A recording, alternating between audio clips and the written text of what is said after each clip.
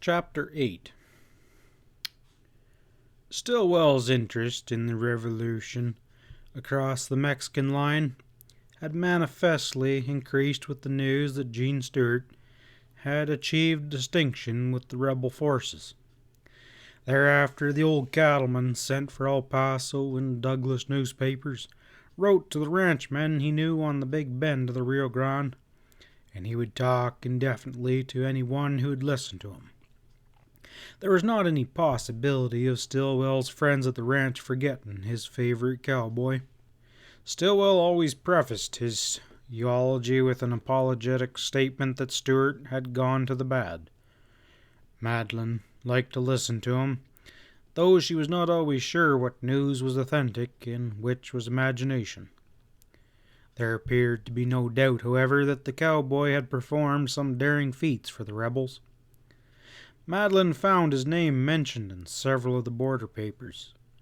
When the rebels under Madero stormed and captured the city of Juarez, Stewart did fighting that won him the name of El Capitan. This battle apparently ended the revolution. The capitulation of President Diaz followed shortly, and there was a feeling of relief among the ranchers on the border from Texas to California. Nothing more was heard of Gene Stewart until April, when a report reached Stillwell that the cowboy had arrived in El Cajon, evidently hunting trouble. The old cattleman saddled a horse and started post-haste for town. In 2 days he returned, depressed in spirit. Madeline happened to be present while Stillwell was talking to Alfred. "I got there too late, Al," said the cattleman. "Gene was gone, and what do you think of this? Danny Maines had just left with a couple of burros packed. I couldn't find what way he went, but I'm betting he hit that Palicato trail." "Danny'll show up someday," replied Alfred. "What'd you learn about Stewart? Maybe he left with Danny?" Not much," said Stillwell shortly. "Gene's hell-bent for election. No mountains for him." "Well, tell us about him." Stillwell wiped his sweaty brow and squared himself to a chat. "Well, it sure is amazingly strange about Gene. It's got me locoed. He arrived in El Cajon a week ago, and he was trained down like as if he was riding the range all winter. He had a pile of money, Mexican they said, though, and all the greasers were crazy about him, calling him El Capitan. He got drunk and went roaring around for Pat Haw. You remember that greaser who plugged last October? The night Miss Majesty arrived. Well, he's dead. He's dead, and people say that Pat's a-gonna be laid in that kill upon Gene. I reckon that's just talk, though. Pat's mean enough to do it, if he had the nerve. Anyway, if he was an El Cajon, he kept mighty much to himself. Gene walked up and down all day and night looking for Pat, but he couldn't find him. And of course he kept getting drunker. He just got plumb bad. He made lots of trouble, but there wasn't no gunplay. And maybe that kind of made him sore, so he went and licked Flo's brother-in-law. That wasn't so bad. Jack sure needed a licking, though. Well, then Gene met Danny, and Danny tried to get drunk, but he couldn't. What do you think of that? Danny hadn't been drinking, wouldn't drink a drop. I'm sure of that, but it sure is amazingly strange. Why, Danny was a fish for red liquor. I reckon him and Gene had some pretty hard words, though I ain't so sure about that neither. Anyway, Gene went down to the railroad and got on the engine, and he was in that engine when it pulled out. Lord, I hope he don't hold up that train. If he gets gay over in Arizona, he'll go to the pen in Yuma, and that pen is a graveyard for cowboys. So I wired some agents along the railroad to keep a lookout for Stewart and to wire back if he's located. Suppose they do find him, Stillwell. What do you think you'll do? Inquired Alfred. The old man nodded gloomily. Well, I straightened him up once, and maybe, just maybe, I can do it again. Then, brightened somewhat, he turned to Madeline. I just had an idea, Miss Majesty. If I can get him, Gene Stewart, as a cowboy I want for foreman, he could manage this bunch of cowpunchers that's driving me dotty. What more, since he's fought for the rebels and got that name El Capitan, all the greasers in this company will kneel to him. Now, Miss Majesty, we ain't got rid of darn Carlos and his vaqueros yet. To be sure, he sold you his house and ranch and stock, but you remember, nothing was put in black and white about when he should get out. And Don Carlo ain't getting out. I don't like the looks of things a little bit. I'll tell you now that Don Carlos knows something about the cattle I lost, and that you've been losing right along. That greaser is hand in glove with them rebels. I'm willing to bet that when he goes out, he and his vaqueros will take another one band of the guerrillas that's been harassing the border. That's revolution. She ain't over yet. It's just commenced. And all these gangs of outlaws are gonna be taking advantage of it. Yeah, we'll see some old times maybe. Well, I need Gene Stewart, and I need him bad. Would you let me hire Miss Majesty if I can get him straightened up? The old cattleman ended huskily. Stillwell, by all means find Stewart, and do not wait to straighten him up. You bring him to the ranch, replied Madeline. Thanking her, Stillwell led his horse away. It's strange how he loves that cowboy, murmured Madeline. Well, it's not so strange, Majesty, replied his brother. Not when you know. Stewart has been with Stillwell on some hard trips into the desert alone. There's no middle, of course, of feelings between men facing death in the desert. Either they hate each other or they love each other. I don't know, but I imagine Stewart did something for Stillwell. Maybe saved his life. Besides, Stewart is a lovable chap when he's going straight. I hope Stillwell brings him back. We surely could use him, Majesty. He's a born leader. Once I saw him ride into a bunch of Mexicans who he suspected of rustling. I tell you, it was a fine thing to see. Well, I'm sorry to tell you that we are also worried about this Don Carlos. Some of his vaqueros come in my yard the other day when I left Flo alone. Scared her real bad. These vaqueros have been indifferent since Don Carlos sold the ranch. For that matter, I never would have trusted a white woman among them. But they are bolder now. There's something in the wind. They got some assurance that they can ride off any night and cross the border. During the succeeding week, Madeline discovered that a good deal of her sympathy for Stillwell in his hunt for reckless Stewart had insensibly grown to a sympathy for the cowboy. It was rather paradox, she thought, that opposed to the continual reports of Stewart's wildness as he cruised from town to town with a continual expression of goodwill and faith and hope universally given out by those near her at the ranch. Stillwell loved that cowboy. Flo was fond of him. Alfred liked and admired him, and pitied him. The cowboys swore their regard for him the more he disgraced himself. The Mexicans called him El Gran Capitan. Madeline's personal opinion of Stewart had not changed in the least since the night it had been formed. But certain attributes of his not clearly defined in her mind, and the gift of his beautiful horse, his valor for the fight and rebels, and all this strange regard for him, especially that of her brother, made her exceedingly regret the cowboy's present behavior. Meanwhile, Stillwell had so earnest and zealous that one not familiar with the situation would have believed he was trying to find and reclaim his own son. He made several trips to little stations in the valley, and from those he returned with a gloomy face. Madeline got the details from Alfred. Stewart was going from bad to worse. Drunk, disorderly, savage, sure to land in the penitentiary. And then came a report that hurried Stillwell off to rodeo. He returned on the third day, a crushed man.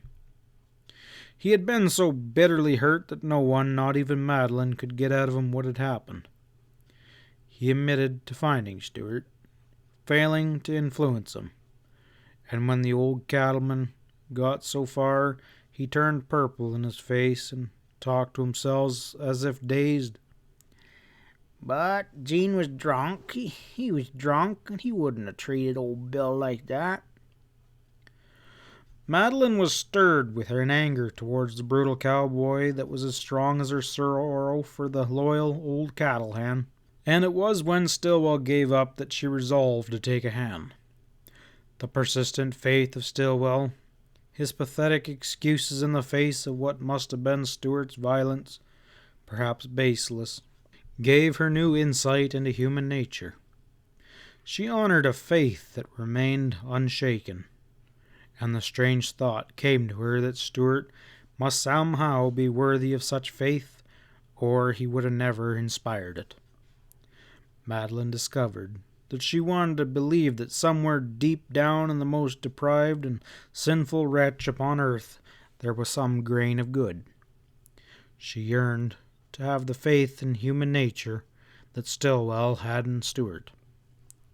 She sent Nels, mounting upon his own horse and leading Majesty to rodeo in search for Stewart.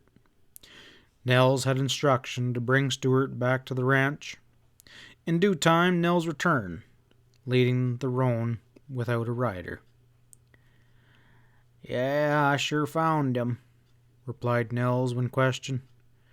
"Found him half sobered up. He had been in a scrap, and somebody had him put to sleep. I guess, well, when he seen that roan horse, he let out a yell and grabbed round the neck. The horse knowed him all right. Then Gene hugged that horse and cried. Cried like I never saw no one cry before. I waited a while and was just about to say something to him when he turned on me red-eyed and mad as fire.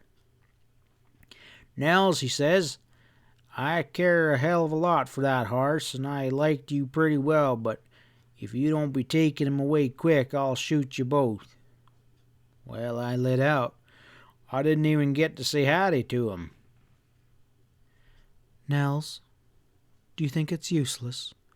Is it worth any attempt to go see him, perhaps to persuade him?" asked Madeline.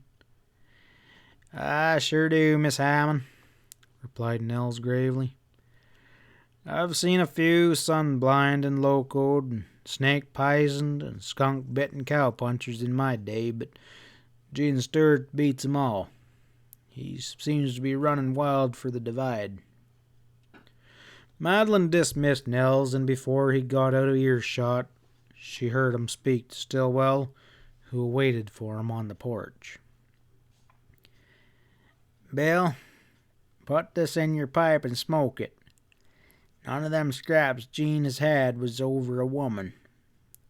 Used to be that when he was drunk he'd scrap about over every pretty greaser girl he'd come across. And that's why Pat Hall thinks Gene plugged that strange vaquero who was with that little Bonita that night last fall. Well, Gene's scrapping now just to get shot up himself, and for some reason that only God Almighty knows." Nell's story of how Stewart wept over his horse influenced Madeline powerfully. Her next move was to persuade Alfred to see if he could do any better with this doggedly bent cowboy. Alfred only needed a word of persuasion, for he said he had considered going to rodeo on his own accord, and he went, and returned alone. Madeline, I can't explain exactly what's going on with Stewart. I saw him and I talked with him. He knew me, but nothing I said appeared to get to him. He seems to have changed pretty terribly. I fancied his once magnificent strength is breaking. It actually hurt me to look upon him. I couldn't have fetched him back here, not as he is now. I heard all about him, and if he isn't downright out of his mind, he's hell-bent, as Bill says, on getting killed. Some of his escapades are not quite good for your ears. Bill did all any man could do for another. We've all done our best for Stewart. If you've been given a chance, perhaps you could save him, but maybe it's too late. You better put it out of your mind, dear. Madeline, however, did not forget nor give up. If she had forgotten or surrendered, she felt that she would have been relinquishing indefinitely more than hope to aid one ruined man. But she was at a loss to know what further steps to take. Days passed, and each one brought additional gossip of Stewart's headlong career towards the Yuma Penitentiary. For he had crossed the line into Cochise County, Arizona, where sheriffs kept a stricter observation of the law. Finally, a letter come from a friend of Nell's in Chikala, saying that Stewart had been hurt in a brawl there. His hurt was not serious, but it would probably keep him quiet long enough to get sober, and this opportunity, Nell's informant said, would be a good one for Stewart's friends to take him home before he got locked up. This epistle, enclosing a letter to Stewart from his sister, evidently it had been found upon him. It told a story of illness and made an appeal for aid. Nell's friend forwarded this letter without Stewart's knowledge, thinking Stillwell might care to help Stewart's family. Stewart had no money, he said. The sister's letter found its way to Madeline. She read it, tears in her eyes. It told Madeline much more than its brief story of illness and poverty and wonder why Jean had not written home for so long. It told of motherly love, sisterly love, brotherly love, dear family ties that had been broken. It spoke of pride in this El Capitan brother who had become famous. It was signed, Your loving sister, Letty. Not improbably, Madeline revolved in mind, this letter was one reason of Stewart's headstrong, long-continuing abasement. It had been received too late, after he had squandered the money that would have meant so much to mother and sister. Be that as it might, Madeline immediately sent a draft note from the bank to Stewart's sister with a letter explaining that the money was drawn in advance on Stewart's salary. This done, she immediately went to Chikala herself. The horseback rides Madeline had taken to this little Arizona hamlet had tried her endurance to the utmost, but the journey by automobile, except for some rocky bits of road and sandy stretches, was quite comfortable and a matter of only a few hours. The big touring car was still a kind of seventh wonder to the Mexicans and cowboys. Not that automobiles were very new or strange, but because this one was such an enormous machine and capable of greater speed than any express train. The chauffeur who had arrived with the car found his situation among the jealous cowboys somewhat far removed from a bed of roses. He had been induced to remain long enough to teach the operating and mechanical training and techniques of the car, and the choice fell upon Link Stevens for the simple reason that all the cowboys he was the only one with any knack for mechanics. Now Link had been a hard-driving cowboy. In that winter he had sustained an injury to his leg, caused by a bad fall, and was unable to sit on his horse. This had been gall and wormwood to him, but when that big white automobile came and he was elected to drive it, life was once more worth living for him. But all the other cowboys regarded Link and his machine as some correlated species of a demon. They were kind of deadly afraid of both. It was for this reason that Nels, when Madeline asked him to accompany her to Chikala, replied reluctantly that he would rather follow on his horse. However, she prevailed over his hesitancy, and with Florence also in the car, they set out. For miles and miles the valley road was smooth, hard-packed, and slightly downhill, and when speeding was perfectly safe, Madeline was not adverse to it. The grassy plains sailed backwards in gray sheets, and the little dot in the valley grew larger and larger. From time to time, Link glanced round at unhappy Nels, whose eyes were wild and whose hands were clutching his seat. While the car was crossing the sandy and rocky places going slowly, Nels appeared to be breathing easier, and when it stopped in the wide, dusty street of Chikala, Nels gladly tumbled out. "Nels, we should wait here in the car while you find Stewart," said Madeline. "Miss Hammond, I reckon Gene'll run when he sees us, if he's able to run," replied Nels. "But I'll go find him and make up my mind then what we best do." Nels crossed the railroad track and disappeared behind the low, flat houses. After a little time he reappeared and hurried up to the car. Madeline felt his gray gaze searching her face. "Well, Miss Hammond, I found him," said Nels. "He was a-sleepin', so I woke him up. He's sober and not hurt bad, but I don't believe you ought to go see him. Maybe Florence or—" "Nels, I believe I'll see him myself. Why not? What did he say when you told him I was here?" "Well, I didn't tell him that you was here. I just says, 'Hello, Gene,' and he says, 'My God, Nels, maybe I ain't glad to see a human being.' He asked me who I was with, and I told him Link and some friends, and I said I'd fetch him in. Then he commenced to hollering about that, but I went anyways. Well, if you really want to see him, Miss Hammond, it's a good chance, but it sure is a touchy matter, and I bet you'll be sick at the sight of him. He's laying in a greaser hole over there. Likely the greasers have been kind to him, but they're kind of a poor lot." Madeline did not hesitate a moment. "Thank you, Nels. Take me at once. Come on, Florence." They left the car, now surrounded by gaping-eyed Mexican children, and crossed the dusty street to a narrow lane between two red adobe walls. Passing by several houses, Nels stopped at the door of what appeared to be an alleyway leading back. It was filthy. "He's in there around the first corner.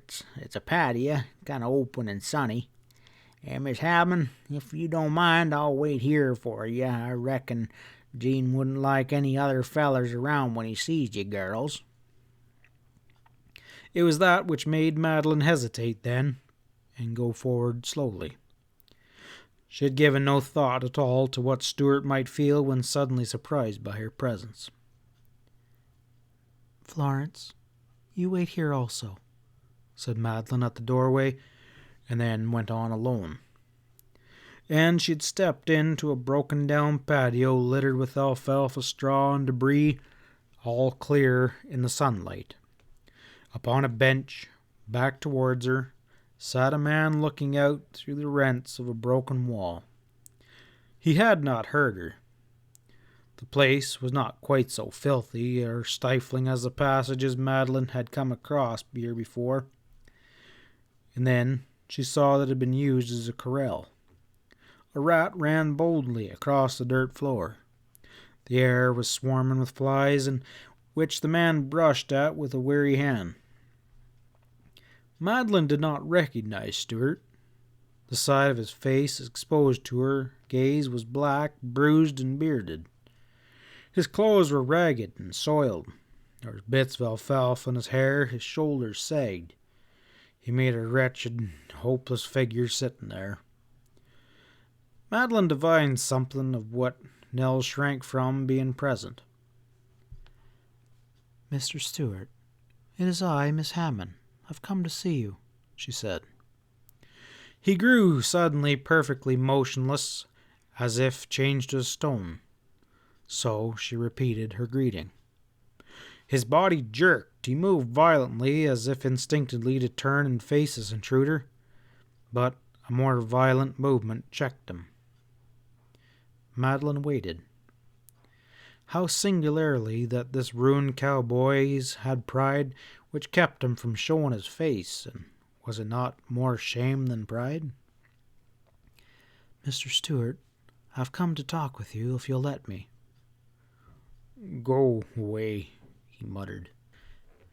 "Mr. Stewart," she began with involuntary hauteur, but instantly she corrected herself and became deliberate and cool, for she saw that she might fail to even be heard by this man. "I've come to help you. Will you let me?" "For God's sakes, you," he choked over the words. "Go away." "Stewart, perhaps it's for God's sake that I've came," said Madeline gently. "Surely it was for yours and your sister's." Madeline bit her tongue, for she had not meant to betray her knowledge of Letty. He groaned and staggered up to the broken wall. He leaned there with his face hidden. Madeline reflected that perhaps the slip of speech might have done well. "Stewart, please let me say what I have to say." He was silent, so she gathered courage and inspiration. "Stillwell is deeply hurt, deeply grieved that he could not turn you back from this fatal course. My brother is as well. They wanted to help you, and so do I. I have come thinking somehow I might succeed where they failed. Nels brought your sister's letter, and I read it. I was only the more determined to try and help you, and indirectly help your mother and Letty. Stewart, we want you to come to the ranch. Stillwell needs you for his foreman. The position is open for you, and you can name your salary. Both Al and Stillwell are worried about Don Carlos and the vaqueros and the raids coming down from the border. My cowboys, they're not, well, there's no capable leader. Would you come?" "No," he answered. "But Stillwell wants you so badly." "No." "Stillwell, I want you to come." "No." His replies had been hoarse, loud, and furious. They troubled Madeline, so she paused, trying to think of a way to proceed. Stewart staggered away from the wall, and falling upon the bench, he hid his face in his hands. All his motions, like his speech, had been violent. "Would you please go away?" he asked. "Stewart, certainly I cannot remain here longer if you insist upon me going, but why not listen to me when I want to be so much help to you? Why?" "I'm a damn blackguard," he burst out. "But I was a gentleman once, and I'm not so low that I can stand for you seeing me here." "When I made up my mind to help you, I made it up to see you wherever you were. Stewart, come with me. Come back with us to the ranch. You are in bad condition now. Everything looks black to you, but I'm sure that'll pass. When you're among friends again, you'll feel well, and you'll be your old self. The very fact that you were once a gentleman, that you came of good family, makes you, oh, so much more than yourself. Why, Stewart, think how young you are. It is a shame to waste your life. Come back with me." Miss Hammond, this was my last plunge, he replied. It's too late. Oh, it can't be that bad. It's too late. At least make an effort, Stewart. Try. No, there's no use. I'm done for. Just leave me here. Thank you for... He had been savage, and then sullen, and now he was grim. Madeline all but lost power to resist his strange, deadly, cold finality. No doubt he knew he was doomed, yet something halted her, held her even as she took a step backward, and she became conscious of a subtle change in her own feeling. She had come into this terrible little hole, Madeline Hammond, earnest enough, kind enough in her own intentions, but she had been almost imperious, a woman habitually, proudly used to being obeyed. She divined that all the pride, blue blood, wealth, culture, distinction, all the impersonal, condescending persuasions, all the fancy speech on earth would not avail to turn this man a single hair's breadth in his downward career to destruction. Her coming had terribly augmented his bitter hatred of himself. She was going to fail to help him. She experienced a sensation of impotence that amounted almost to stress. The situation assumed a tragic keenness. She had set forth to reverse the tide of wild cowboy's fortunes, and she faced the swift wasting of his life and the damnation of his soul. The subtle consciousness of change in her was the birth of that faith that she had reversed in Stillwell. And, all at once, she'd become merely a woman, brave and sweet, indomitable. Stewart, look at me, she said. He shuddered. She advanced and laid a hand upon his bent shoulder. Under the light touch, he appeared to shrink. Look at me, she repeated. But he could not lift his head. He was abject and crushed, as he dared not show his swollen, blackened face. His fierce, cramped position revealed more than his features might have shown. It betrayed the tortured shame of a man of pride and passion, a man who had been confronted in his degradation by the woman he dared to enshrine in his heart. It betrayed his love. Then listen, went on Madeline, and her voice was unsteady. Listen to me, Stewart. The greatest men are those who have fallen deepest into the mire, and sinned most, and suffered most, and then have fought their evil natures, and then conquered. I think you can shake off this desperate mood and be a man.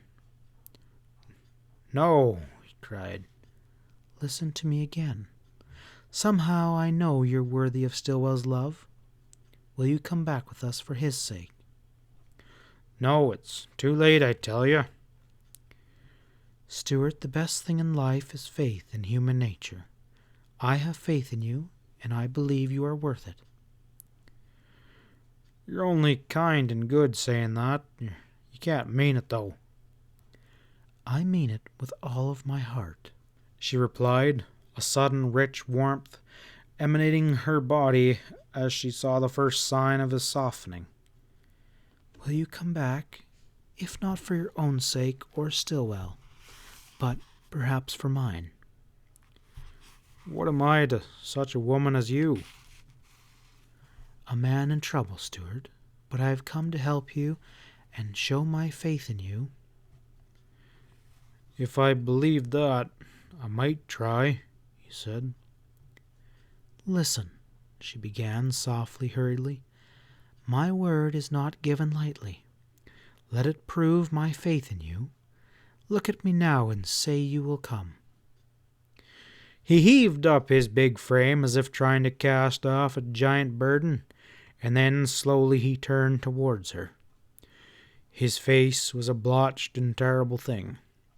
The physical brutalization of marks were there, and at that instant all that appeared human to Madeline was drawn in a dead, furnace-like eyes of a beautiful light.